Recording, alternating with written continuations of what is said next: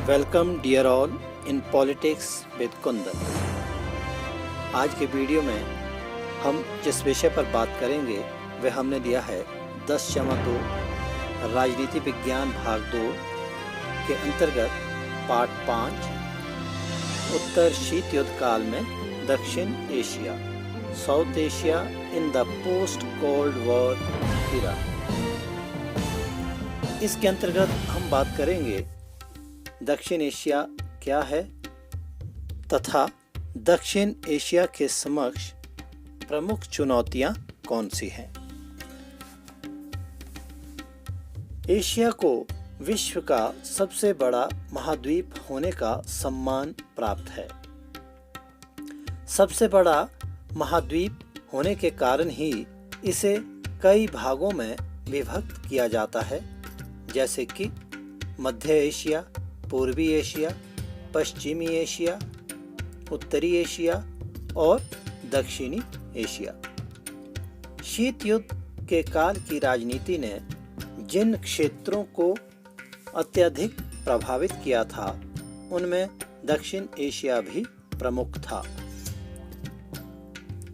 20वीं सदी के अंत तक इस क्षेत्र ने विश्व को अपनी ओर आकर्षित किया और सभी बड़ी महाशक्तियां इस क्षेत्र में अपनी घुसपैठ बनाने व इसके साथ अपने संबंध स्थापित करने में सफल हो गई थीं। इस क्षेत्र में जहां विश्व की कुल जनसंख्या का एक बड़ा भूभाग, आप कह लीजिए लगभग 175 करोड़ जनसंख्या निवास करती है, तो वहीं विश्व के अधिकांश निरक्षर व निर्धन व्यक्ति भी इसी क्षेत्र में निवास करते हैं। 1998 में इस उपमहाद्वीप के दो देशों भारत व पाकिस्तान ने आणविक परीक्षण करके विश्व को चौंका दिया था, तो यह क्षेत्र अचानक ही पूरे विश्व की नज़रों में महत्वपूर्ण हो उठा था। तो आज हम बात करेंगे दक्षिण एशिया के बारे में, दक्षिण एशिया के समक्ष जो प्रमुख चुनौतियां हैं। आइए सबसे पहले हम जानते हैं प्रिय विद्यार्थियों, आखिर दक्षिण एशिया क्या है।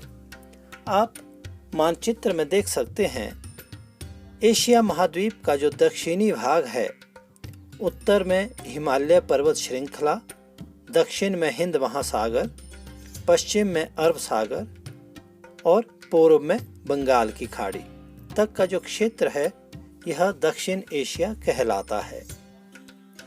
दक्षिण एशिया में भारत, पाकिस्तान, नेपाल, भूटान, बांग्लादेश, श्रीलंका तथा मालदीव ये 7 देश सम्मिलित हैं।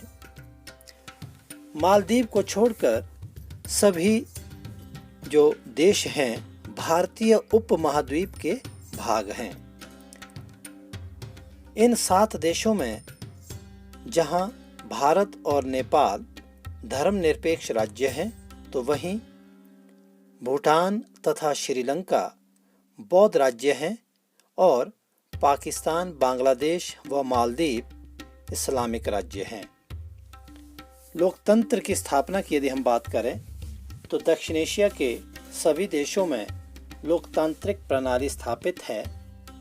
भारत, नेपाल, बांग्लादेश, भूटान में संसदीय लोकतंत्र है, तो वहीं पाकिस्तान में सीमित लोकतंत्र है। श्रीलंका और मालदीव में अध्यक्षात्मक शासन प्रणाली है।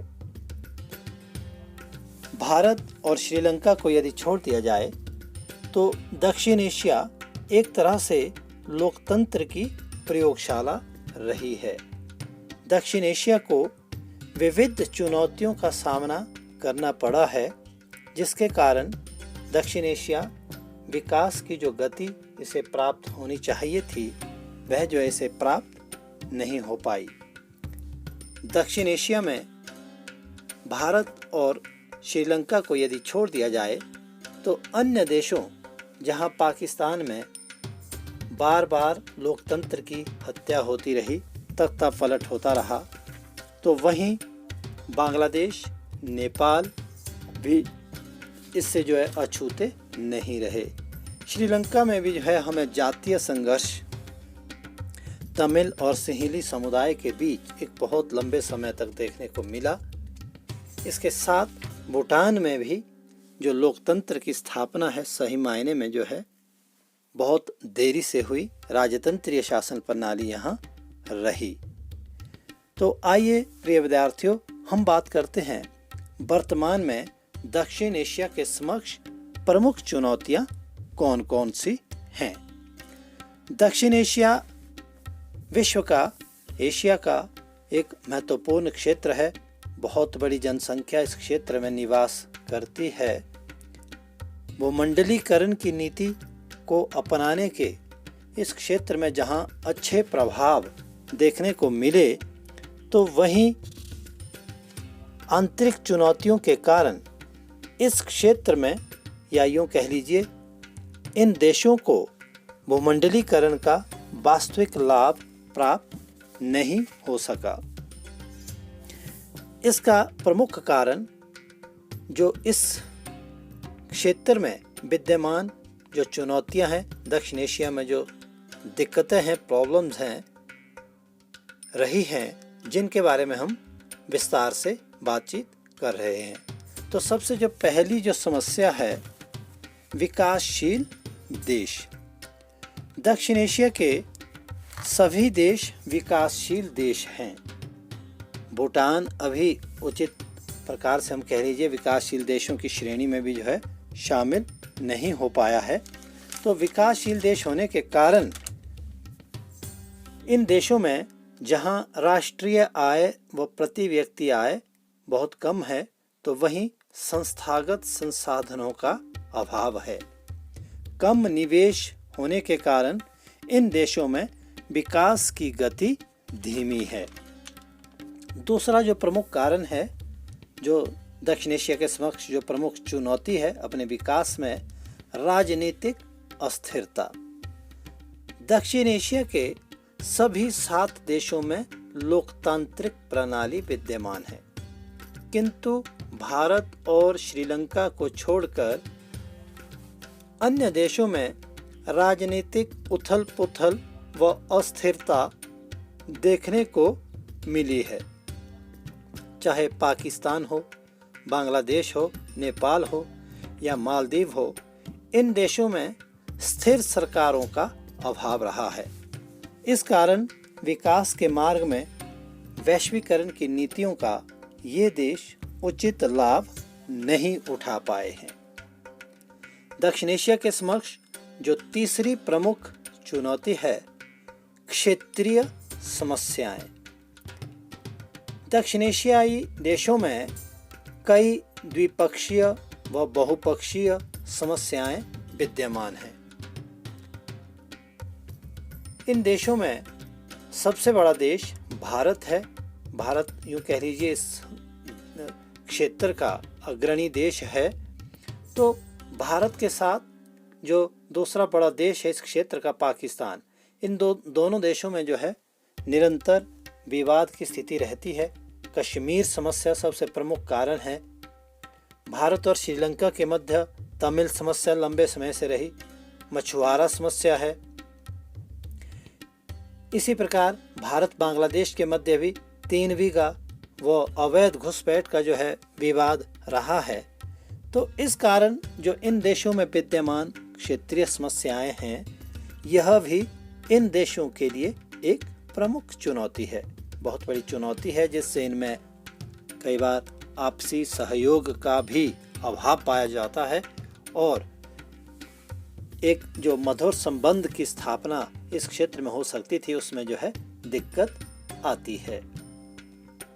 और इन सभी कारणों के कारण जो एलपीजी, उदारीकरण, निजीकरण और वैश्वीकरण का उचित लाभ विकास के लिए इस क्षेत्र में अपेक्षित था, वह नहीं हो पाया है।